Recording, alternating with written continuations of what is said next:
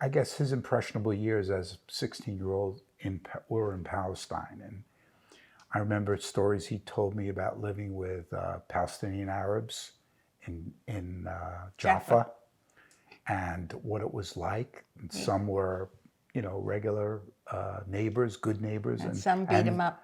And some were stabbing Jews at that time. And the British were trying to control that violence.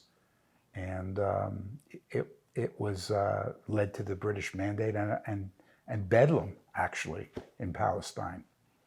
So many of our uncles and aunts were actually part of the Haganah, the resistance to the Brits. And this book that was written that Ruth talked about was really an expose on what the British were doing during those years, right after the war.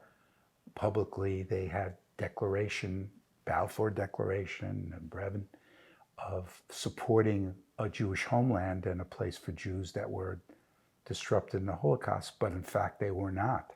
They had a very deep and clandestine operation to catch these and stop them from migrating to Israel. And I remember my father telling me, in the resistance of Jews against the British in Palestine, where really they were considering them as terrorists. They were called terrorists, kind of ironic, really.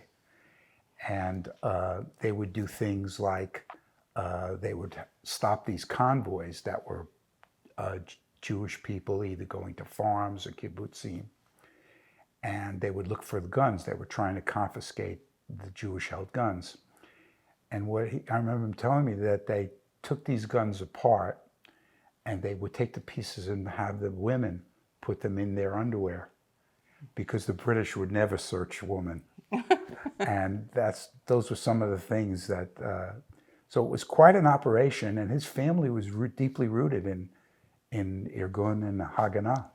My dad told me a story once. The Irgun was, not so nice, but one of his youngest brothers was an Irgun member, and I was born in Israel. So as a baby, the British came looking for him. They got some information, and he had weapons. And my mom told me that he would hide them under my baby carriage mattress, so that they would never, search a baby carriage.